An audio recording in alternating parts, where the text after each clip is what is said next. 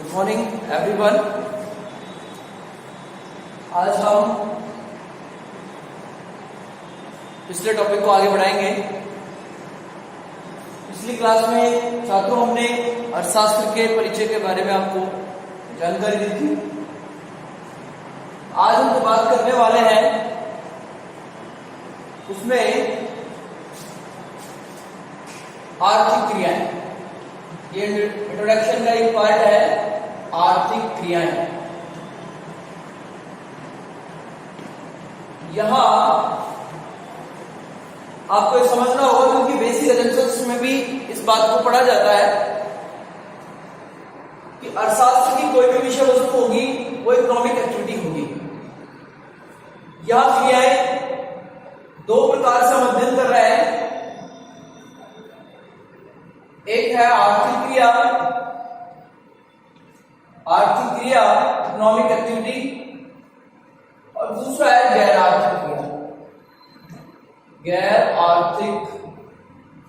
क्रिया non economic activity. इन दोनों का भेद हमें समझना होगा। यहां पर इकोनॉमिक एक्टिविटी का मतलब होता है वे क्रियाएं जिनको करने से आय का सृजन हो। वे क्रियाएं जिनको करने से आय का सृजन होता है वो इकोनॉमिक एक्टिविटी में आती है। आय का सृजन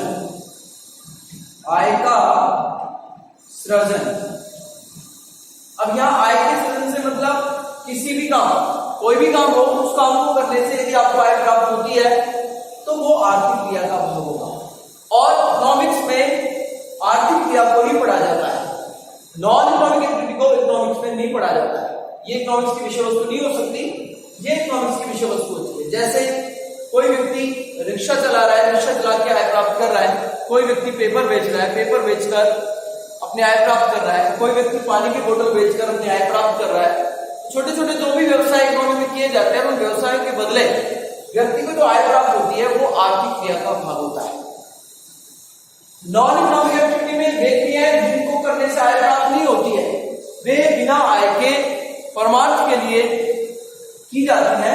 ऐसी क्रियाएं गैर आर्थिक क्रियाएं होती है। जैसे अंधे व्यक्ति को रास्ता पार करवा देना, निःशुल्क पेयजल की व्यवस्था करना जिसके बदले हम कोई पैसा नहीं ले रहे हैं। तो ऐसी क्रियाएं जिनके बदले हम पैसा नहीं ले रहे हैं उनको गैर आर्थिक क्रियाएं कहा है।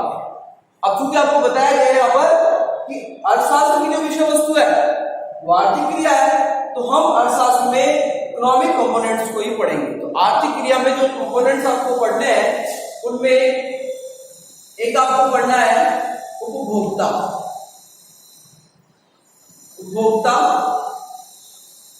दूसरा आपको पढ़ना है उत्पादन। तीसरा आपको पढ़ना है विनिमय, और चौथा आपको पढ़ना है वितरण। पांचवा आपको पढ़ना है राजस्व। देखिए छात्रों, जब आपको प्रारंभिक कक्षा में इकोनॉमिक्स के बारे में बताया गया था तब हमने इन विषयों के ऊपर चर्चा की थी, क्योंकि बेसिक कंपोनेंट्स में आता है और इनको पढ़कर ही हम इकोनॉमिक्स की बेसिक बातें सीख पाते हैं। तो पूर्व कक्षाओं में भी आपको बताया गया था कि उपभोक्ता कौन होता है, उत्पादन क्या है, विनिमय क्या है, वितरण क्या है, राजस्व क्या है, इन सारे कंपोनेंट्स के बारे में हमने पिछली क्लास में पढ़ा है। लेकिन यहाँ दोबारा से आप संक्षिप्त रूप में इसको समझने की कोशिश करेंगे कि हम जो बात कर रहे हैं उपभोक्ता ये बेसिक कड़ी होता है इकोनॉमिक्स की। उपभोक्ता वह होता है जो वस्तु सेवाओं का उपभोग करता है। और उपभोग क्यों करता है? इसका आधार है संतुष्टि। प्रत्येक वस्तु सेवा के अंदर संतुष्टि का गुण होता है। इस संतुष्टि को प्राप्त करने के लिए उपभोक्ता उपभोग करता है।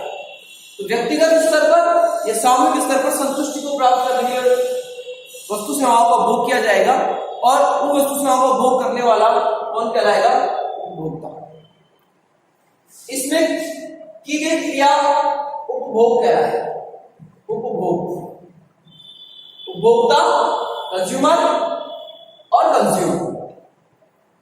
तो व्यक्तिगत स्तर और सामूहिक स्तर पर वस्तु सेवाओं से प्राप्त संतुष्टि को प्राप्त करने के लिए जिन वस्तु सेवाओं का उपभोक्ता करेगा वो उपभोग कहलाएगा, और करने वाला कौन होगा? उपभोक्ता होगा। दूसरे कंपोनेंट की बात करते हैं। यहां पर दूसरा है उत्पादन। देखिए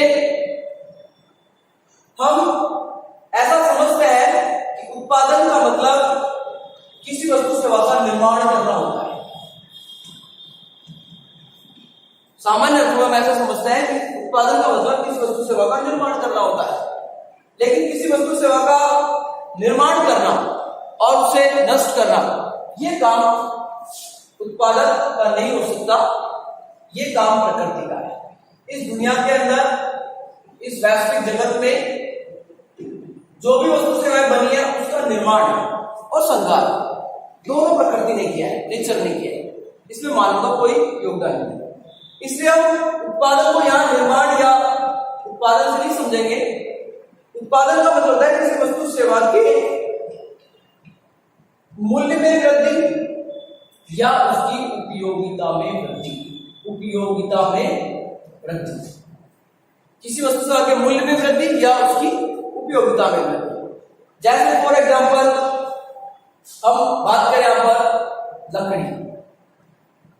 लकड़ी का उत्पादन किसने किया? मानव ने नहीं किया, लकड़ी का उत्पादन किया प्रकृति ने। तो प्रकृति ने लकड़ी बनाई, इस लकड़ी को मानव ने अपनी आवश्यकता के अनुसार बदला है, परिवर्तित किया है, और ये परिवर्तित करने की जो प्रक्रिया है ये मूल्य में वृद्धि या उपयोगिता में वृद्धि कहलाती है।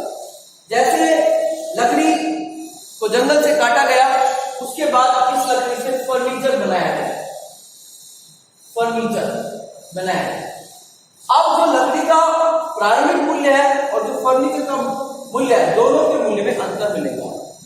तो यहां लकड़ी के मूल्य में अंतिम रूप से जो फर्नीचर के मूल्य में जो अंतर आया है, ये अंतर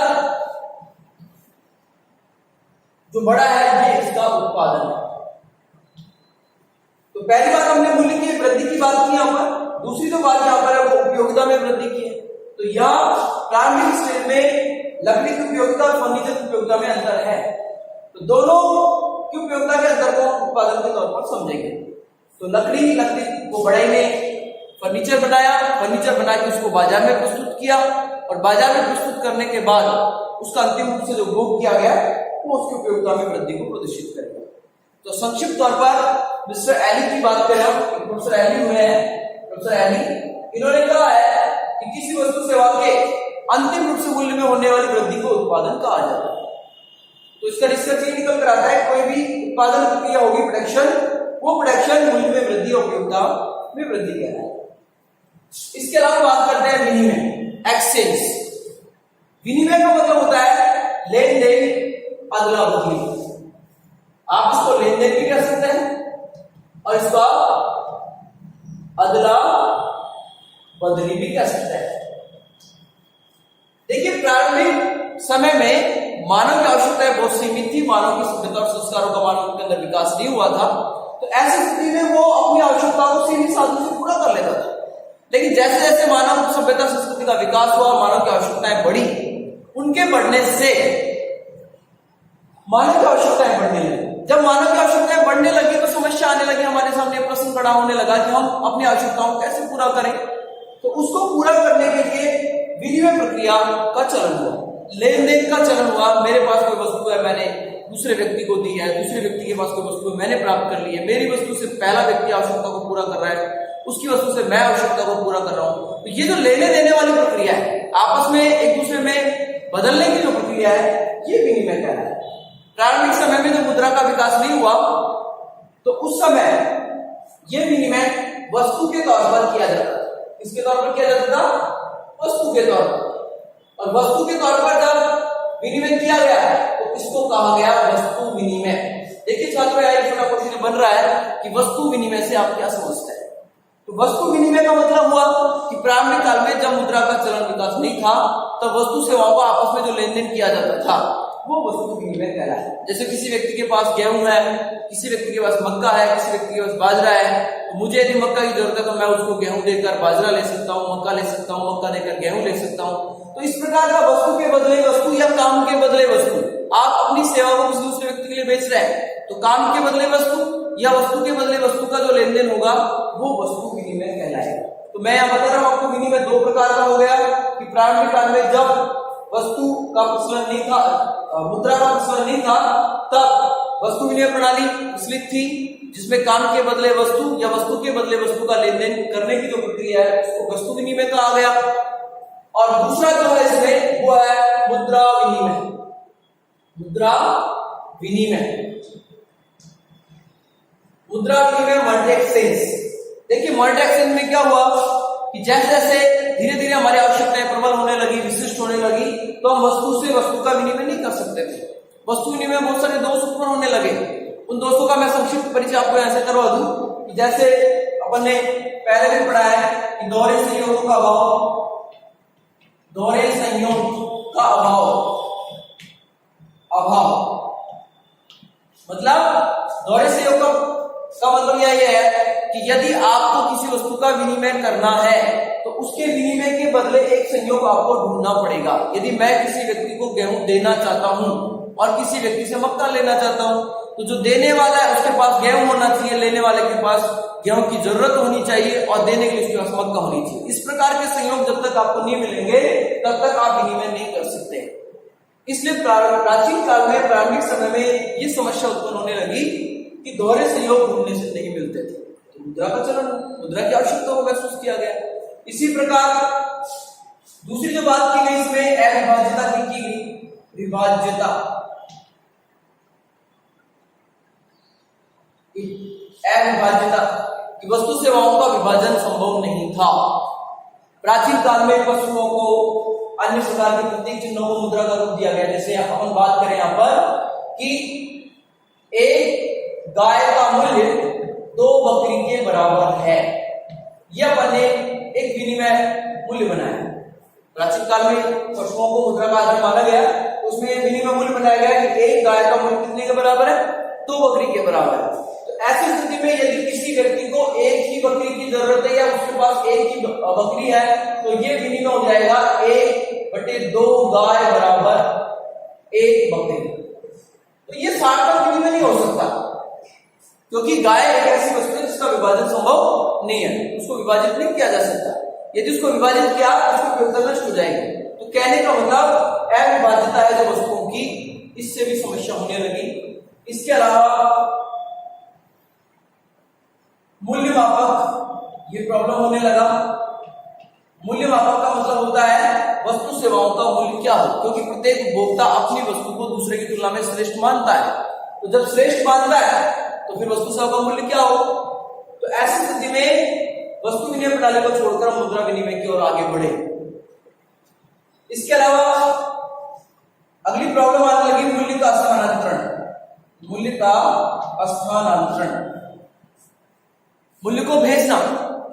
वर्तमान समय में या डिजिटल युग में हम बात कर सकते हैं कि इतने सारे साधन हो गए हैं कि मूल्य को आसानी से स्थानांतरित किया जा सकता है। लेकिन प्राचीन काल में क्योंकि वस्तु विनिमय चल अचल 2 प्रकार की होती है, या वस्तुओं की हम बात करेंगे तो चल वस्तु तो वे वस्तुएं होती है जिनको गति प्रदान की जा सकती है, और अचल वस्तुएं वे वस्तु होती है जिनको गति प्रदान नहीं की जा सकती।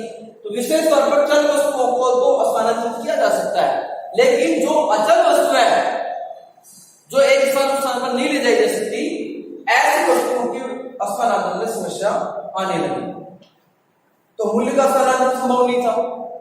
इसके अलावा संचय की समस्या आने लगी। संचय,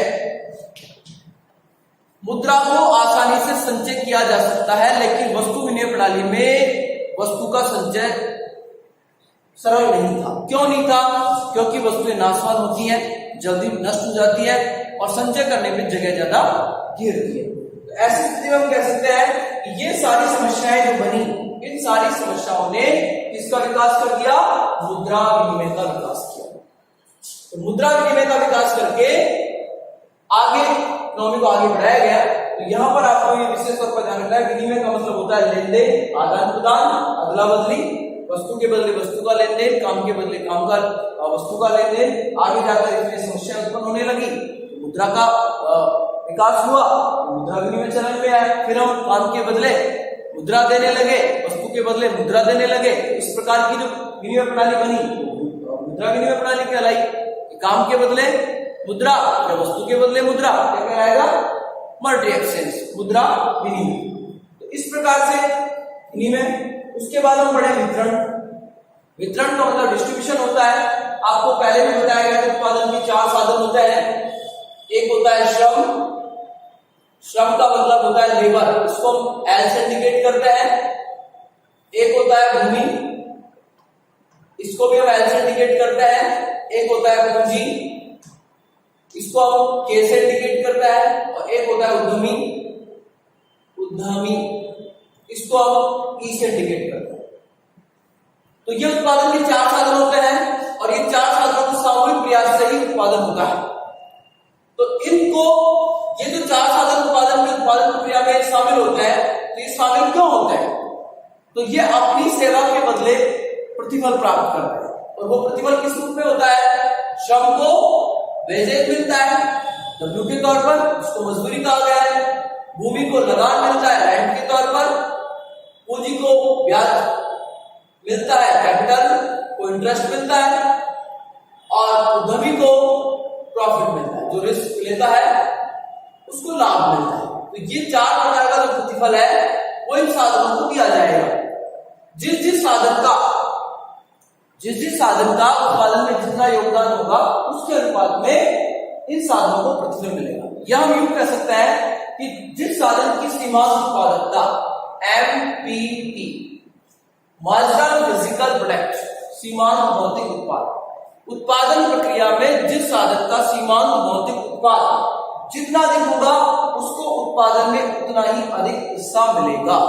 तो यह वितरण का मतलब यहां यह है कि उत्पादन के साधन जो उत्पादन में संलग्न रहते हुए जो काम करते हैं, उस काम के बदले उस उत्पादन में से उन साधनों को क्या मिले, कितना अंश मिले, कितना हिस्सा मिले। तो जो हिस्सा मिलने या अंश देने की जो प्रक्रिया है उसको अर्थशास्त्र में वितरण कहा गया है। और ये वितरण किस रूप में होगा? श्रम को वेजेज के रूप में होगा, भूमि को लगान के रूप में होगा, पूंजी को ब्याज के रूप में होगा और उद्यमी को लाभ के रूप में होगा। कितना कितना मिलेगा ये निर्भर करेगा सीमांत भौतिक उत्पाद, साधन का सीमांत भौतिक उत्पाद। सीमांत भौतिक उत्पाद का मतलब होता है कि उत्पादन प्रक्रिया में उत्पादन के साधन की एक अतिरिक्त इकाई को लगाने से कुल उत्पादन में जो परिवर्तन होगा उसे सीमांत भौतिक उत्पाद कहते हैं। जिस साधन का सीमांत भौतिक उत्पाद ज्यादा होगा उस साधन को उतना ही अधिक अंश उस वितरण में मिलेगा। इसके बाद हम बात करते हैं राजस्व। राजस्व रेवेन्यू होता है। एक तरीके से हम ये कह सकते हैं कि सरकार विभिन्न प्रकार की आर्थिक क्रियाएं करता है, समाज में विभिन्न प्रकार की आर्थिक क्रियाएं होती हैं। तो उन आर्थिक क्रियाओं में जो आय प्राप्ति और उस आय का वितरण, सरकार के द्वारा जनता से आय प्राप्त की जाती है और उस आय को फिर जनता में रिवर्स किया जाएगा, विभिन्न प्रकार के आर्थिक जो क्रियाकलापों को संपन्न किया जाएगा, उसके बदले उस आय को व्यय किया जाएगा।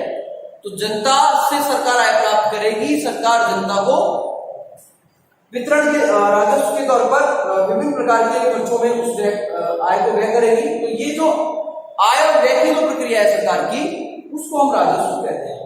तो यहाँ देखिए छात्रों, आर्थिक क्रियाएं हमने पढ़ा है। आर्थिक क्रिया वे क्रियाएं होती है जिनमें आय का सृजन होता है, जिनमें आय का सृजन नहीं होता है वो गैर आर्थिक क्रियाएं होती हैं। इन आर्थिक क्रियाओं को हमने 4-5 कंपोनेंट्स में बांट दिया है। उपभोक्ता होगा, कंज्यूमर, जो वस्तु सेवाओं का उपभोग करेगा।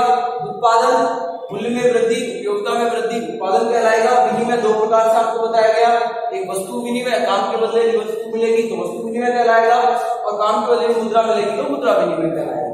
और वितरण का मतलब होता है उत्पादन के विभिन्न साधन, उनको उत्पादन प्रक्रिया में मिलने वाला राजस्व का मतलब होता है आय और व्यय का लेखा जोखा करना, उसको आदान प्रदान करना।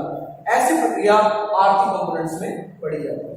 तो देखिए छात्रों, ये इंट्रोडक्शन में मैंने आपको जो फर्स्ट चैप्टर अपना चल रहा है उसमें ये जो परिचय मैंने करवाया पहले, इससे पहले वाली क्लास में या इससे पहले वाले लेक्चर में आपको जो बताया गया था वो इकोनॉमिक्स का उद्भव और विकास बताया गया था। इकोनॉमिक्स कैसे बना, किसने इसको बनाया, कैसे प्रक्रिया इसमें चली है, उसका एक ही भाग ये बनता है इसमें इकोनॉमिक एक्टिविटी। अब ऐसा ही कोई छोटा लेक्चर लेकर अपन अगले वीडियो में मिलेंगे। धन्यवाद।